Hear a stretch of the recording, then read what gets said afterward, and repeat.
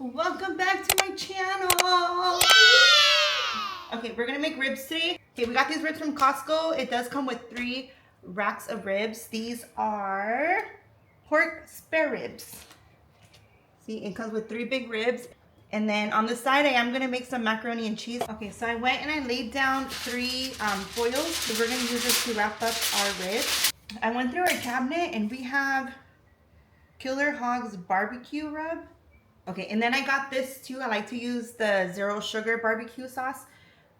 If you guys look at my Instagram, I did use a different one and I could not find it today. So this is the one we are trying. Okay, you guys want to pull this membrane off. So the last time I made these ribs, I only made 1 because I didn't think my kids were going to eat it. So it's going to be between my boyfriend and I. But my kids loved it. They ended up eating it and I only had 1 rack. I'm going to do all 3 rib racks. And then I'll probably freeze 1 for next time. But it'll be done and cooked. And then we just have to put it on the grill and let it do its thing. Okay, so I'm going to pat this dry. Flip over. Oh, I should turn my oven on. We're going to put it on. What did I put it on last time? And this is what I like about my Instagram is the last time I made ribs, I love how it came out and I recorded it. So I get to go back. You can watch my video to see what I did. I got the pork ribs from Costco and it came with 3. We're at 400 degrees for 2 hours. Okay, we put it at 400 degrees for 2 hours. Use mustard as a binder. I'm also going to make macaroni and cheese. I thought of making like a jalapeno popper mac and cheese. But then I don't think my kids would eat it. So now I just have to make regular macaroni and cheese. Let's put mustard. Ew. Excuse you. Okay, we're gonna put gloves on. We're gonna rub it all over. All right, so that's done. Now we're gonna go in with the dry rub. And we're gonna put it all over. And we want a lot because you want to taste all this flavor. Now we're gonna flip it and we're gonna add, ooh, yummy. Now we're gonna add more mustard to the other side. Okay. More of the dry rub. All right, now we're gonna cover her up. Ooh, I cover the ribs. Well, we're gonna let it bake in the oven for 400 degrees for 2 hours. I'm gonna wait for the oven to start beeping for us to throw her in there. We're just gonna toss her in. So we're almost at the 1 hour mark for the ribs. So I like to take them out, put some rub on it, and then put more barbecue sauce. And then throw it back into the oven and put it on high broil for 5 minutes to get nice and crispy on top. So we're gonna shred the cheese for the macaroni and cheese. So I already went and shredded the cheese. I shredded Monterey Jack and Colby Jack cheese. And then now I'm gonna shred sharp cheddar cheese. I cut half and then I save the half in bags for later. And then the other half I put it away and store it for next time that I need to shred the cheese. So I cut it in another half. And this is like the best shredding thing ever for cheese or for any veggies. So I store half of this cheese, the shredded cheese, into little baggies. That way we can use them for like quesadillas or whatever it is that we need to use it for.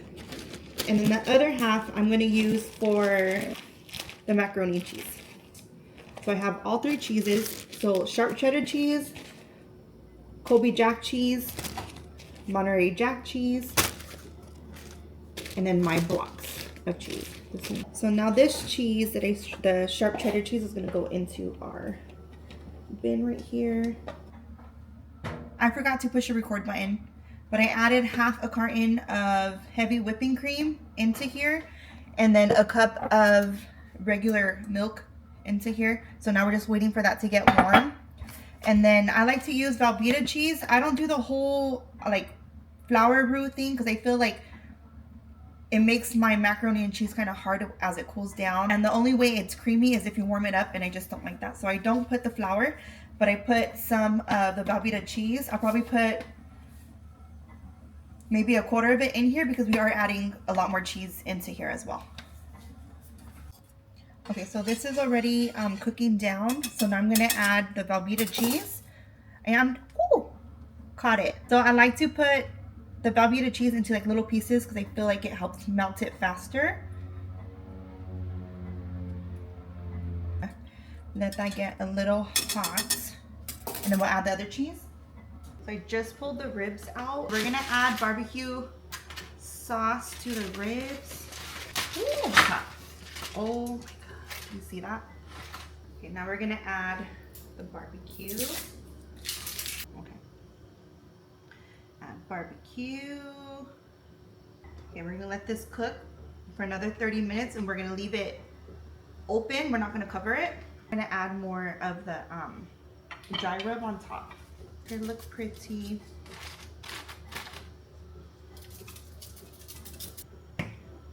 You want a close-up?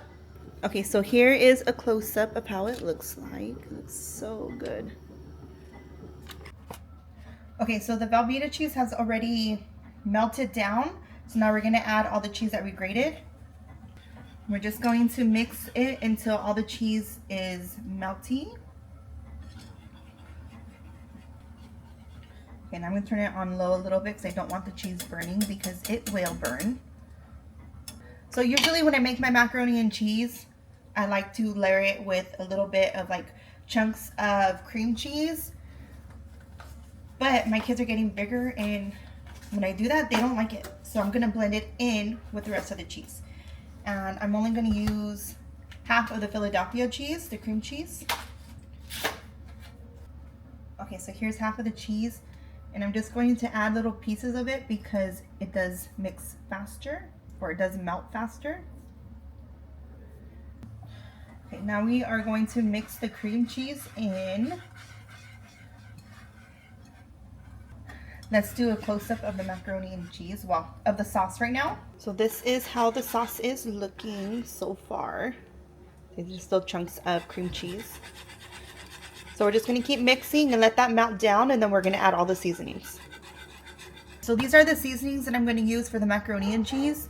I use 1 tablespoon of garlic powder, 1 tablespoon onion powder, half a tablespoon of oregano, half a tablespoon of parsley, half a tablespoon of paprika, and then I have salt and pepper to taste. And as you guys are mixing it, taste it and see if it needs more salt or more pepper. So this is my seasoning. And I like to add 1 tablespoon of chicken bouillon. Now we're gonna let those flavors cook down a little bit and then we're gonna come taste it. Look, you want that consistency of, that's good. I don't think it needs any more of anything. So I already boiled the noodles and it made a lot, and my kids love to eat plain noodles. So I was able to make a whole container of just the plain noodles and just leave it on the side. And then the other half is gonna go into our macaroni and cheese. This is gonna be so creamy because I didn't add all the noodles. So all the noodles is gonna absorb all that cheese and it's gonna taste so good. Look how good it looks. For some reason I thought I had more macaroni. Well, I did, but then I separated it. Okay, so this is how it's looking. Here's the macaroni and cheese. Let's add a little more. That looks good.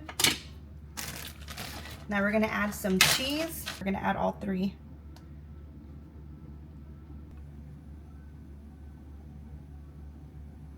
Now we're gonna add the rest of the macaroni and cheese.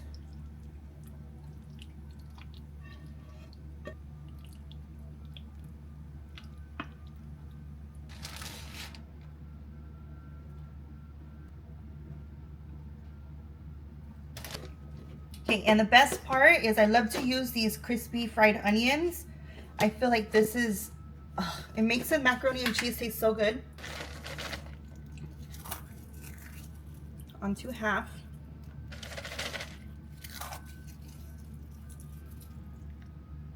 Now we're gonna put the macaroni and cheese for like a low broil for about 3 minutes, but we're gonna keep an eye on it because it will burn. Oh my goodness, do you see the ribs? Okay, so they've been cooking for 30 minutes. We're gonna add more barbecue sauce and rub. And I would flip it over, but I just feel like it's gonna make a mess because this one especially already has juice coming out from the sides. I'm gonna add some more dry rub.